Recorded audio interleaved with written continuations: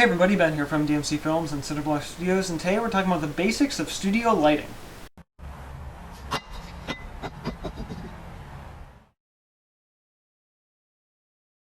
So studio lighting as a whole is not exactly something for beginners to be concerned about.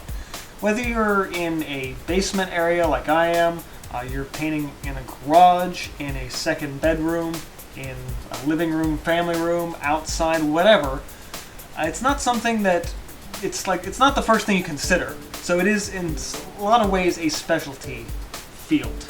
That being said though, the type and temperature of the light in your different working environment can actually change the appearance of colors and can cause some both advantages and disadvantages while working. So the first concept in studio lighting is basically to work with what you've got. Like I said before, studio lighting is specialty. It's more of a niche concept. You don't necessarily need to worry about it just to be working on paintings. So if you're a hobbyist or intermediate level artist, whatever you've got to work with is probably fine. However, once you start pushing the professional market a little bit more, doing some commissions, a few minor sales here and there, you might want to start thinking about upgrading your studio lighting. So when talking about lighting, specifically studio lighting, there are going to be different options, sort of the best case scenario and the worst case scenario. Good options, bad options. So let's talk a bit about those. Now, you don't have to be a science major or really interested in the sciences and physics to really understand that light comes in a spectrum. There is a warm side and a cool side, and then there's sort of a middle section that's just kind of white. So color temperature in terms of light bulbs in particular are going to be labeled on the light bulb as something like 4400 K or Kelvin. In most cases, you want to go for something that kind of resembles natural daylight, something close to either standard middle-of-the-road white or something maybe just a little bit warmer. So outside of natural light, there are different kinds of light bulbs, things like incandescents, CFLs, and LEDs. Most traditional light bulbs usually work pretty well for studio lighting.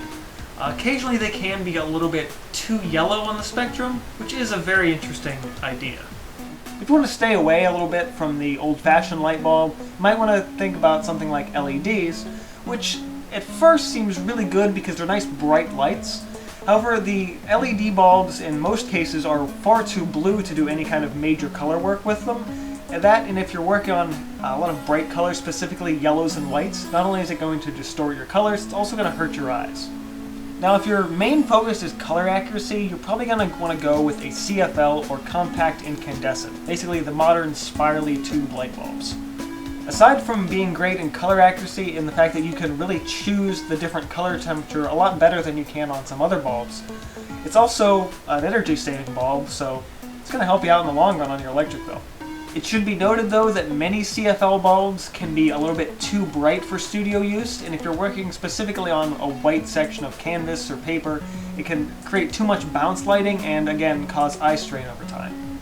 Now, many professional artists, including myself, will tell you that natural light, or simply sunlight, is one of the best ways to be working on a painting.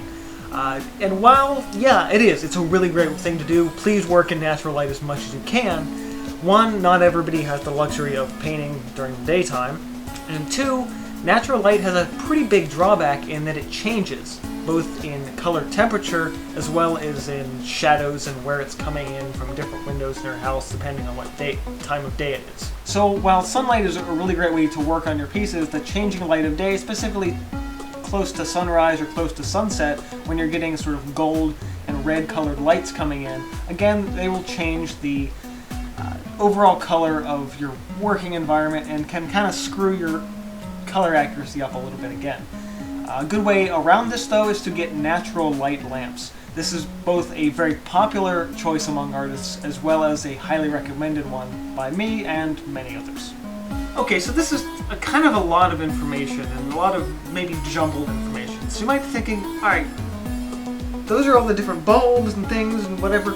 What exactly is the ideal scenario? What should I try and work in terms of lighting? If you're focusing on natural light, pick a room that has a lot of natural light coming in windows, something that's going to bounce off walls, give you a lot of just natural light in the room. If you need a few small lamps, that's okay too. Look for sort of a soft white, something in the range of a 500K mid-range white spectrum light. In terms of the general brightness though, if you're using an old-fashioned round soft white light bulb, you're looking at something at 100 plus watts or a CFL equivalent in lumens. I don't know what it is off the top of my head. Now, as long as we're talking about the ideal scenario for working, it's also important to note that the working environment for painting and the display environment for painting don't necessarily have to be the same. Your display lighting, while in most cases should be natural light, can actually greatly affect and change the mood of the piece, whether or not you even intended it to do so. I've actually got a video on the channel already between warm and cold light. I can check that out over here.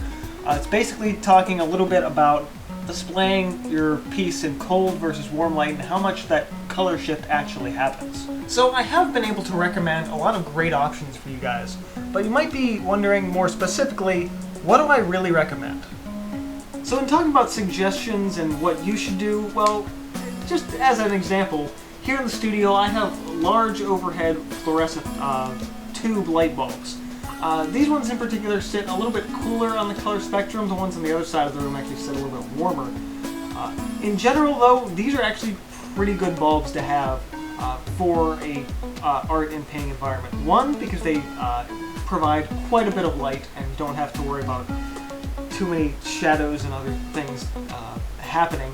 The other reason is they're pretty close to that mid-spectrum of 5,000 Kelvin. Now again, both of the ones in this room are a little bit off, but to be fair, I don't really notice. And if you can find ones that are around that 5,000 Kelvin range, get them. Specifically, get them if they're exactly 5,000. Just do it. Don't ask questions, just do it. Additionally, I would also recommend, whether you do overhead lights or lamps or whatever, some sort of a small lamp off to the side is really, really useful as well. Now this particular one is a soft white bulb and actually leans a little bit, probably too far on the yellow spectrum. This lamp I use mostly when I'm recording a video, and if you're doing any kind of video work, whether online or offline or whatever, I recommend getting a small lamp that you can shine to really illuminate your surface, particularly for the video. Now you might notice, well, the color is usually pretty good on a video when I do one. It's usually because I'm editing that in post-production. So while I got slightly bluer lights here and a slightly more yellow light here, all of that comes together and I can fix it later and not worry about doing that while I'm working. I can just work and it's easier and faster and I don't have to worry about it. So I feel like I probably rambled a little too much in this video. So you might be wondering, okay, Ben, this is a lot of ridiculous information. What do I even take away from all this? First, use what you've got. Honestly, studio lighting is it's a very specialty thing. In most cases, you won't really notice that big of a difference when you're painting, and if you're used to the lighting in your room, you're gonna just learn to paint with that type of lighting. The more experienced you get, the more you paint in other environments, you're gonna start recognizing how your colors look in a variety of lighting scenarios. So really specifically trying to focus on like that pure white color temperature, it doesn't matter. Just use what you got. Second, when you're setting up your studio or just easel and workspace, whatever environment you happen to be working in, remember that light bounces. So if you have light coming in of a window, you don't have to be sitting right in front of the window to get the light. Light's going to come in your window, bounce off the walls, bounce off the other objects in your room, and illuminate the room that way. You don't have to be right next to your light source. Third thing, this video actually came as a fan suggestion. So if you have any suggestions of videos that you'd like to see me make, go ahead and leave those in the comments below. And finally, this has been from DMC Films and Cinderblock Studios. Subscribe for more and see you guys next time.